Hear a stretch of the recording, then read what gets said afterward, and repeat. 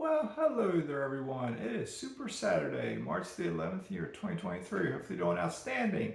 Is it your weekend or are you working this weekend? It's hard to say.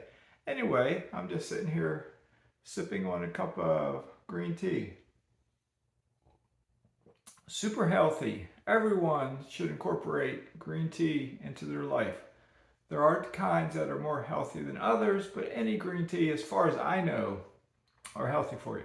So anyway, I'm going to talk about the importance of just getting started.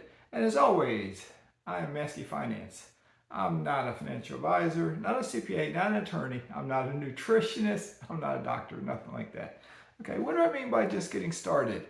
I have talked to a lot of people over my lifetime about investing. Very few have started investing, unfortunately. Very few. I'm curious, out of you all watching this video, how many of you have started investing? How many of you have bought your first rental property? How many of you are saving for your first down payment? Okay. A lot of my videos now might get 20, 30, 40, 50, 60, 100 views. Can all of you comment and let me know, have you started at least saving to start investing? And at least if you want to get into real estate, looking at your market, learning how to run numbers, have you started? Okay. All right. And the way I try to teach everyone is I try to share stories. Okay. Not to say along with, but I was a police officer for 20 years. Okay. During that time period, I was investing in mutual funds when I was first hired. Very shortly after I was hired, individual stocks. And then prior to my retirement, I started investing in real estate. Along the way, along that journey, I chit-chatted with some other officers about investing. I remember in particular one email that came out from a person that was contemplating leaving the department and then decided to stay.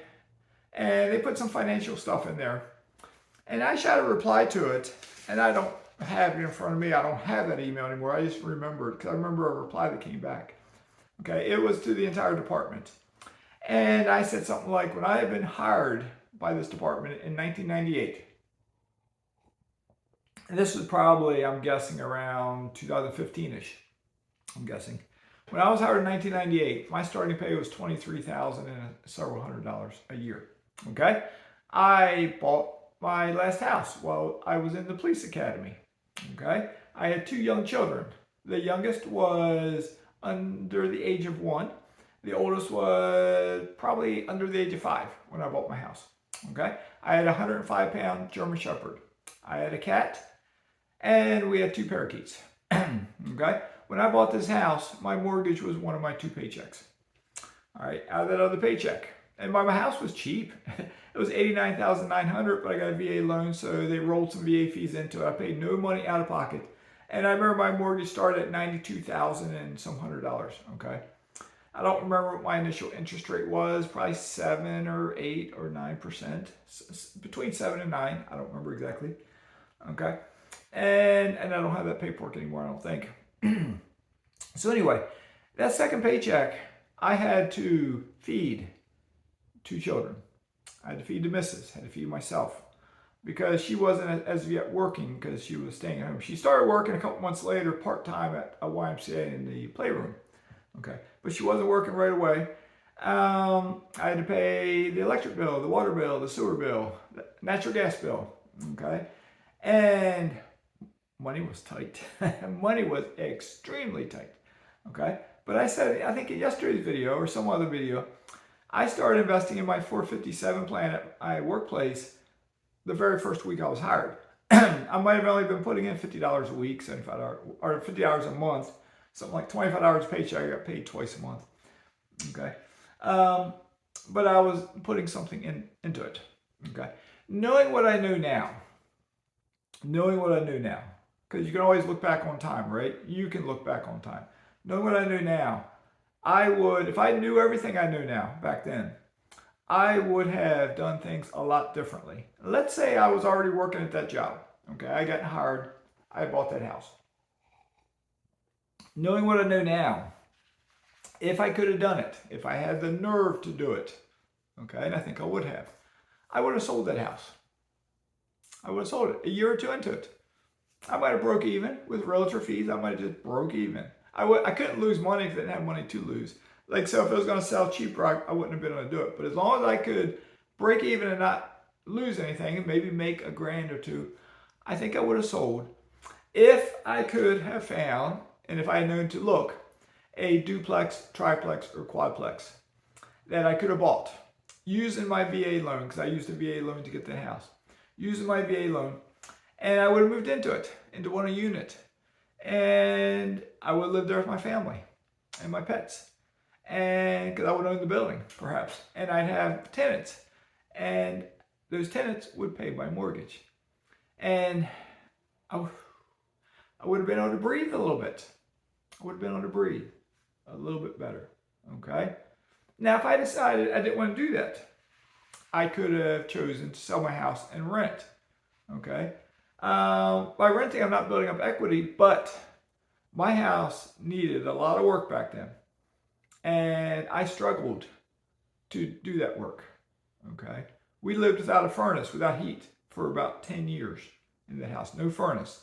I used electric plug-in radiator style heaters that were filled with oil, I think. Something like that. Okay? Money was tight. All right? But I still kept plugging away with my 457 plan.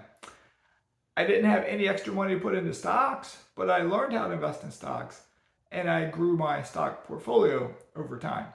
Okay? So anyway, when I sent the email out, and I didn't say everything I just said right now, but when I sent a reply back, a couple people replied to me. It's like they had trouble believing what I had said, because they said they're making X number of dollars now. They don't know how I could have done that. Now, a couple things. They weren't grown-ups back then, so they don't understand inflation and how in 2015 starting pay might have been $40,000, but $23,000 in 1998 might have been semi-equivalent to whatever starting pay was in 2015-ish. Okay, maybe. But the person in particular, one person who replied to me, I looked at what they drove. During the course of me knowing this person, they drove nice, high-dollar vehicles. Nice, high-dollar vehicles. They will get rid of one, get another one. A nice, high-dollar vehicle. And I don't know exactly everything else they did, but I know my vehicle at that time was a 1987 Oldsmobile Cutlass Sierra. That's what I drove. And I was hired in 1998. And maybe I didn't have that in 2015, but I had that into the 2000s until the frame was getting so rusted. A mechanic told me I better stop driving it because the frame was going to crack in half eventually because it was getting rusted. Okay. So anyway, I learned how to be frugal, and I started investing. Even though it wasn't in real estate, I was investing in my 457 plan, and I had a stock portfolio. Okay. If I had never have started, it wouldn't have brought me to where I am today. I had to get started. But knowing what I know now, and what I'm trying to share with you is, take the wisdom that I've gained. Watch my playlist, 0 to 25 in 4 years. Watch different videos. And really listen to what I say and how I did it. Watch yesterday's video. I started investing with very little money out of my pocket to buy real estate. Okay? You might say, oh, Mazske, times are different now. Baloney. You might say interest rates are high. Baloney. You might say I don't make enough money. Baloney. Stop making excuses. There are always excuses out there to be made. Throw it out the window. Throw it in the economy. I don't care. Did we create more jobs yesterday? Is the job market strong? Is inflation taming? I don't care. I can't control the economy. I can't control the bank's interest rates. Okay? I can't control what you will do. I can't control what anybody will do. All I can do is control what I will do. Okay? If you're making these excuses, well, get a second job. Save up more money. Get a third job. Save up more money. Work 18 hours a day if you have to. You got to do what you got to do, or you're going to be on the hamster wheel of life for decades to come. Okay? I'm trying to smack you upside the head right now. I want you to get started in some fashion. If you're stagnating, if you're stuck at wherever you're at because you just can't get another rental property and you're stuck, then it's time to make a drastic decision. I'm selling my castle right here. I've seen the write-up that's going to go online when this goes on the market next week, and it sounds like it's a dream house. I have 16-foot ceilings out there, or 15 and a half, whatever they are. I have 4-bedroom, 2-bathroom house. My bathrooms are as big as my bedrooms back in Virginia. I have a swimming pool with a brand new pool surface and a newly painted pool deck and a newly rescreened pool cage. I have a 2-level dock down there with a tiki hut. I have a boat lift. I have an irrigation system in the yard. I have shutters on all windows and electric large shutters on the front and the back entranceways. Okay? This house, I dare say, is a nicer house than perhaps many of you have. But it's putting something, a yoke and chain on me in a way where my investments are sort of stagnating. So I'm making a drastic change. I'm putting this house on the market. I'm going to move outside of the United States. Why? Because I'm going to continue with my investments. Okay? So what I'm trying to say is, you got to make some hard decisions. All right? If you want to be an investor, if you don't want to be stuck on that hamster wheel of life, working for 40 years, 50 years, 60 years, if you don't want to do that, you got to make some hard decisions today to get started or to keep growing if you're still small enough where you're not financially independent. Because even if you love your job, what happens if you're driving out there and you get T-boned and you get semi-paralyzed and you can't work your job anymore and you lose your paycheck? If you have investments, you can live off that. Okay? What happens if you get a car accident and you get brain damage, TBI, traumatic brain injury, and you can no longer function to work a job? If you have investments, the money can still help take care of you. Okay? You can't control outside forces. Okay?